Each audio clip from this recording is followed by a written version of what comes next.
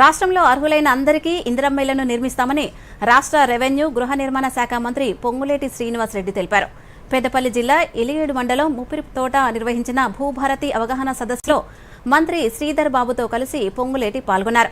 ఈ సందర్భంగా మంత్రి మాట్లాడుతూ ఇప్పటికే రాష్ట్ర వ్యాప్తంగా 4.5 లక్షల ఇళ్లను కేటాయించామని, మరో 20 లక్షల ఇళ్లను త్వరలోనే కేటాయిస్తామని తెలిపారు. అంబేద్కర్ జయంతి సందర్భంగా తీసుకొచ్చిన భూభారతి చట్టం ద్వారా భూ సమస్యలన్నీ పరిష్కారం అవుతాయని అన్నారు. రాష్ట్ర ఐటీ పరిశ్రమల శాఖ మంత్రి శ్రీధర్ బాబు మాట్లాడుతూ రాష్ట్ర వ్యాప్తంగా నైపుణ్యం ఉన్న అందరికీ ఉద్యోగాల కల్పనకు కృషి చేస్తామని తెలిపారు. జూన్ మొదటి వారం నుండి రాష్ట్రంలో స్కిల్ డెవలప్మెంట్ సర్వే నిర్వహిస్తున్నామని పేర్కొన్నారు.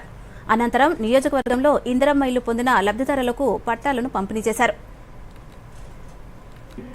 ధరణిని బంగాళాఖాతంలో ఇస్తామని చెప్పిన సమయం వచ్చింది.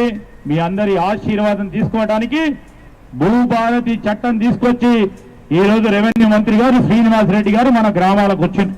ధరణి పరంగా ఇబ్బంది పడ్డ, భూముల పరంగా ఇబ్బంది పడి, నా భూమిని ఇంకోని పేరు మీద చేసి ఇంకోని పేరు మీద చేసి ఇబ్బంది పెట్టిన ఆ ప్రభుత్వం, ఆ టీఆర్ఎస్ పార్టీ ప్రభుత్వం చేసిన నిర్లక్ష్యం, దోపిడీని అరికట్టాలని ఈ రోజు మేము చేసిన ప్రయత్న భాగంలో పట్టా భూములకు సంబంధించిన యాజమాన్యంతో ఈ రోజు అనేక మందితోని సంప్రదించి ఒక సమగ్రమైన భూభారతి చట్టం తీసుకురావటం జరిగింది.